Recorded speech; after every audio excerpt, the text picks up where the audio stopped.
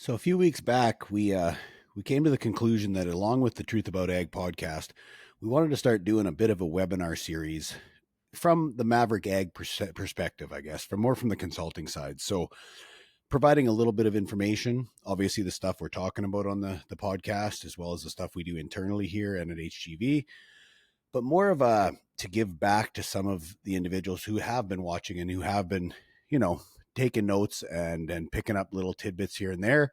This isn't meant to be 100% correct on what we're saying, but it's more meant to deliver some discussion pieces for you guys to take back to the farm, utilize, put into action, or even just, have an idea of what you want to do with it. So a lot of it's going to be driven off of what we write about in the blogs, some of the editorials, some of the public relations stuff, but it's more or less going to be my opinion of content that we've released from Christian's Brain, from HGV, our what we call Area 51, our prototype farm, and then rebrand it and put it under the actual webinar series that we're starting. So I'm going to have a little bit of an explanation of where I came to with the topic today, but I'm also going to try and give you a bit of an idea of why we created Maverick Ag and what the point of and the rebrand essentially that we're coming out with this fall. So I'm going to start with a blog that either has been released already or will be released shortly. And it was more or less, it was called the option strategy. And where this came from was I get a lot of emails from clients and honestly from people that have listened to the podcast. And they either ask questions or they, give topics or content, and this one was more, he sent me a cover of a book and he said, you should really have a read of this. I think it'd be something you'd be interested in. So the book itself, and I'll give a shout out here, it was Built to Sell by John Warrillow. Hopefully I didn't murder that name, but it was essentially based around the context of when you have a business and not agriculture. It wasn't based on an agriculture episode. It was, if you have a business, at all times you want that business to be sellable. And what I mean by that is you don't want to be pigeonholed into the fact that you're the only employee or there's no way or no value of the business without you. So it went very deep into it. And honestly, I'd ordered the book. I got our admin to order it the moment he sent me the picture, and it came on a Friday. It was a long weekend. Monday, I came in to do a little bit of work on the stat. And honestly, I opened the book, and 4.5 hours later, I closed the back cover. So it did grab me. I took a lot of notes, and I think it's part of the reason that we've rebranded some of Maverick going forward, and I'll explain that. But the other thing was, it is also a very large, what I would say, a wake-up call for me, at least, on the agriculture side as well, on the primary producer side. So I'm going to give you a little bit of the background on what the book said, but then I'm also going to show how it applies to agriculture from our perspective. So the book itself was essentially, it was written as a first person example of a business that he decided to sell and went to one of his friends to help him. And the friend literally said, the business isn't worth anything because without you, there is no business. And that's where it probably pulled me back into the agriculture side and even to our consulting side, is that if at one time, if you'd have pulled Christian out of the farm probably would not be self-managing or self-sustained. And same on the Maverick side. We did really good on the farm side of getting a setup that was correct for us. And to the point where if something were to happen or if Christian were to pull back, it wouldn't change the actual day-to-day operations or going forward. It might have an effect on growth. But honestly, the farm's at a position where both myself and our COO, who obviously are equity shareholders, felt comfortable that we weren't leaving a job in order to enter something that might be short term. On the Maverick side, what we didn't identify was we created the consulting side and never thought about the same issues on the consulting side. So we've built our team, we've brought in individuals, and all of a sudden at one of our meetings, we identified that we'd never done any transition or succession planning on that side in terms of a key man issue. So myself or Christian, if we were to back away from the consulting or the coaching side, we had the same issues that we would have had on the farm that we'd fixed 5-10 years ago. So it was an interesting wake-up call, I guess you could say, when I was reading the book. And now you're probably sitting there saying, well, how does this affect me? So the whole book itself was based on, as I said, an exit strategy versus an option strategy. And what they meant there was an exit strategy is essentially one outcome. And where I draw the conclusions back to agriculture are the majority of farms in Canada, and I mean majority as in 90% plus, have an exit strategy. And that is either I'm going to bring my kids back, succession, transition, or if they don't want to come back, I'm going to sell. That's an exit strategy. There's really only one option, assuming the kids do or don't come back. And that's where I'd say the majority of agriculture is right now. I mean, if you look at the 2021 census data, only I think around 14% of farms in Canada have a succession plan. So, I mean, the majority right now are on a hope and a prayer or a sale. So, being that the average age of farmer is getting to that point where sales become a necessity, but also being to the point where we have food security issues and we want to keep agriculture, we want to keep young guys coming back to the farm and so on and so on. It was something that actually hit me that we need to actually stop thinking about an exit strategy. And the alternative that the book brought up was it brought up an option strategy. And what is meant by an option strategy is essentially at any point in time, the business has more than one option if something were to happen. And by something were to happen, it could be a retirement. It could be a death, disability, all the 4 Ds they talk about: death, disability, divorce, and I can't remember what the fourth one was. But what it meant was you had to build the business to a point where you weren't pigeonholed into one option. And for agriculture, what that means is you need to build the business to a point where either the internal team, whether it's family or third party, can continue the farm on if the key man is not there. And I'll go into what key man is and all the issues on that. But it also was talking about procedures and people and creating the business side, which obviously we harp on quite a bit. And by creating the business side, they talked about that was those internal tools were what allows the business to continue no matter what you want to do, whether you want to do a retirement, a sale, a merger, an acquisition, a collaboration with another farm. All of those options become open if you have the right things in place to do it. So that was kind of the concept of the book. And like I said, I got through it in an afternoon and took a lot of notes because obviously on the consulting side, I believe that we have some of these issues still.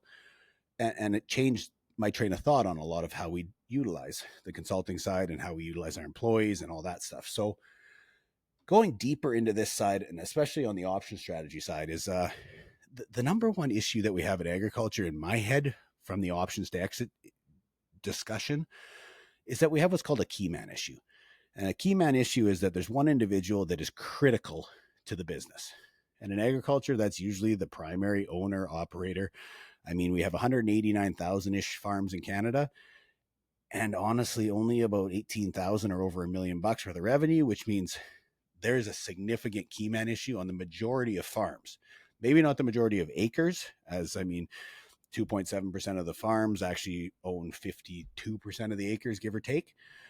But that still leaves about 48% of the acres and a significant portion of the actual farm operations with key man issues. And so for us, when I look at it from the HGV side or the Hebert Group side, our key man issue when Jeff and I came back and we started the OS process was Christian himself. And by key man, it was, okay, Jeff had left Viterra. I had left MNP. Good jobs with a lot of potential to come here because it seemed like a better option and it seemed like better work life, more future opportunity. And honestly, I trusted the vision that Christian had set forth. But early in the EOS process, we realized that we never actually had the discussion of what if Christian ended up not being around? And that all of a sudden, you want some sleepless nights. There's the sleepless nights. So what we did is we actually laid it out and said, okay, here's what happens. Here's the process. Here's the procedure. Here's the legal documents in place so that if something were to happen, the farm continues. And from Christian's side, it was important because he's got 2 young kids who aren't old enough to actually be part of the farming operation at this point, or even understand if they want to be. So from that point, he didn't have the succession plan on his side done either. And if something happened to him, would the farm even be around? Now, his dad's young enough to probably come back and take some of the reins, but he also knew if we create a big enough monster, it might be too big just for that. So Jeff and I have a very clear understanding now in a ladder of if this happens, here's what we do. And the farm itself, we've said this a few times, it's to the point where it's almost self-managing, where Christian can take days off at seeding, nothing happens. Jeff can take days off. I'm only at the farm 5 or 6 times a year. So when you look at it that way, we've set the farm up for success from a self-managing standpoint.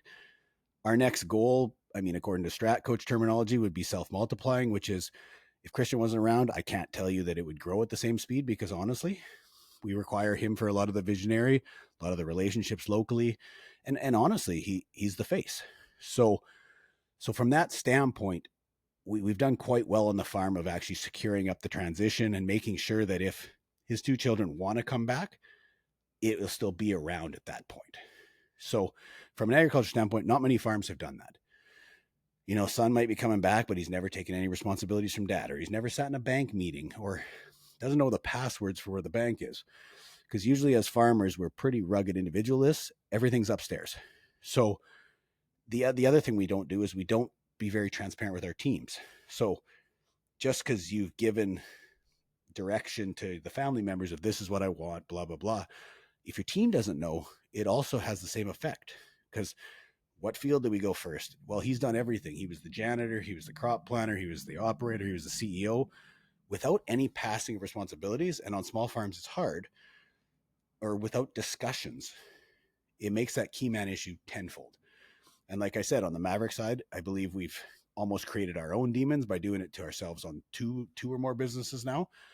But there's a way out. And the way out is to bring in good people, be transparent, share responsibilities, and make it so that when I'm at work, there's days where I'll be the least useful person here. And that's important, because if I'm always the most important person and something were to happen, the business is not sellable. We have an exit strategy, not an option strategy. So that was big for me. And then moving forward, the other issues I kind of identified in the blog were the how-to manual. So most businesses rely on procedures, people, policies. It's just in agriculture, we've never actually said we needed them. We've created this, let's call it this romanticized relationship of lifestyle and farming, and we work in hours, we work in acres, not hours. And we've done a really good job of marketing it, which is great. But at the same time, it's also made us a very weak industry. And I'm not saying weak in terms of profitability, GDP, that stuff. I'm saying weak in terms of the ability to create a business that is self-sustaining, that does have an option strategy.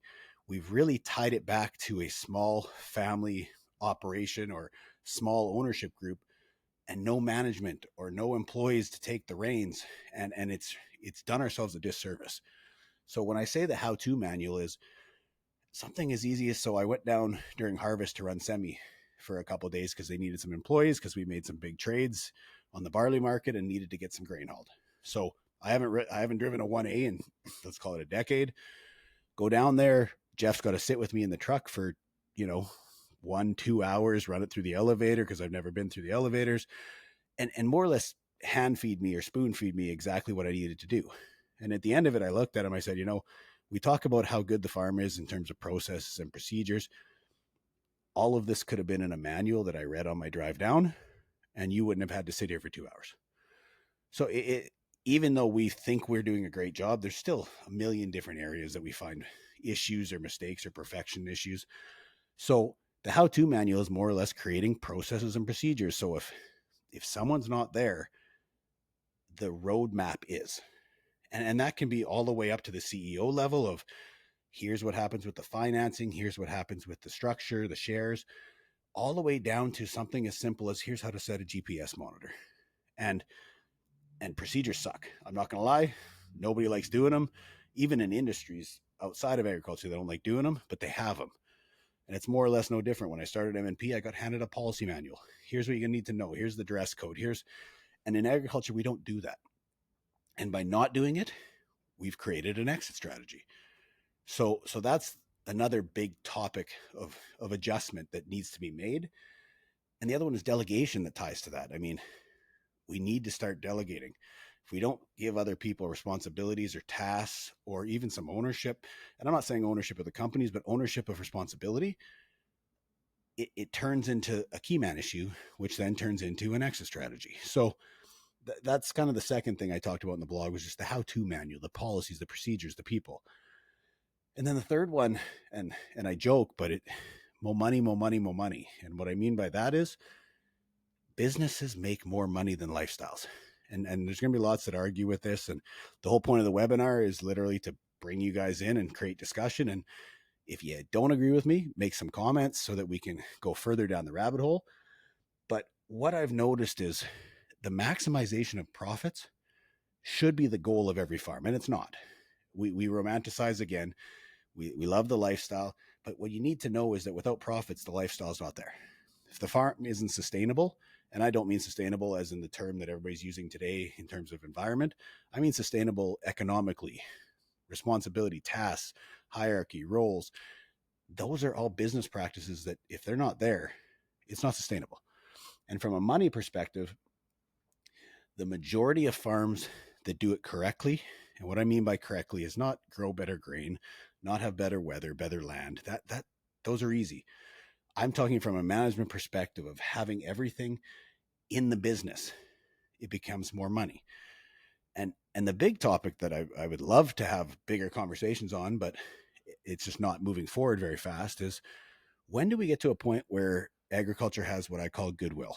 And for some out there, goodwill is going to be a foreign term, but we value every farm the same. We value it based on assets. What's the land worth? What are the equipment worth? What's the inventory worth? Boom, there's your sales price. Well, I believe in the next decade or so, that's going to change. And the reason I say that is every other business in every other industry is valued or has value for the internal side of the business. So that might be the processes that are there. It might be the people. I mean, if you got really good people, is that worth something to the buyer? It could be lease agreements. If all your land agreements are 10-year lease agreements, is there a value there that should be encompassed in the actual farming operation? So pulling real estate out of the operating co, can we ever get to a point where the operating company is actually worth something to sell? And not just asset value, but I'm talking goodwill, multipliers, pretty much what every other business in other industries is built on. Because then you start seeing some real value in doing this stuff. So for us, for example, we've put in 10 years of creating processes.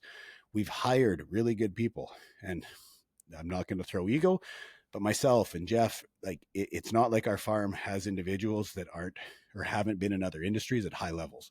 So it's those discussions of what's that worth and why is that never valued into an operation company of a farm?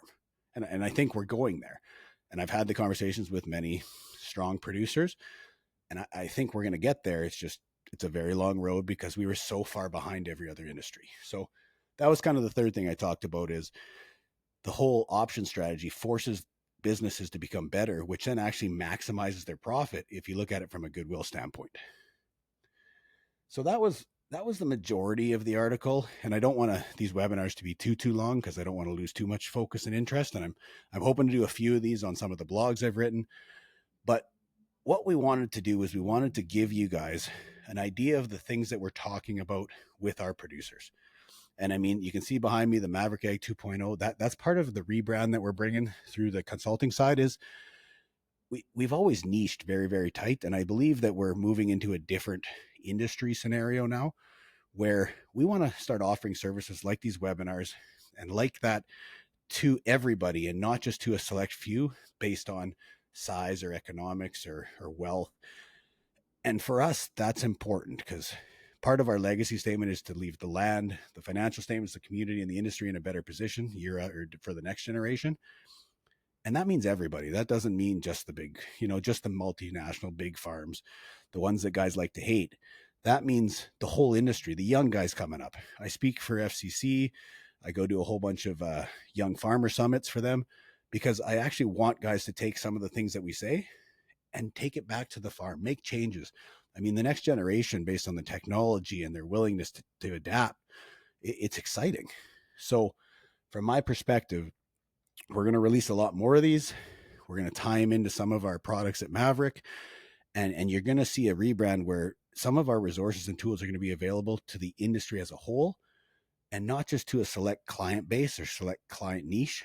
So that's kind of where the rebrand comes in. And you're going to see more as we go into the fall, hopefully, assuming I can hit deadlines. That'll that'll come through this, November, December. But up until then, we're going to release a few more of these webinars, get a little bit of interest. If there's topics that you want me to handle or want me to cover, please put it down in the comments. I mean, everything other than, let's call it, agronomy and marketing, I'm probably safe to talk on.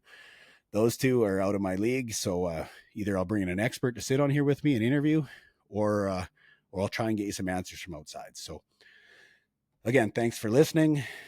If this is put on the webinar, or if this is put on the YouTube channel, I'm not sure if we're going to or not, please like, share, subscribe. Check out the Truth About Ag podcast with Christian and I. We're doing great things over there, and we'd love to have you, jump on board and give us a little bit of love over there. And then, as always, check out the Farmer Coach websites, the Maverick Ag website.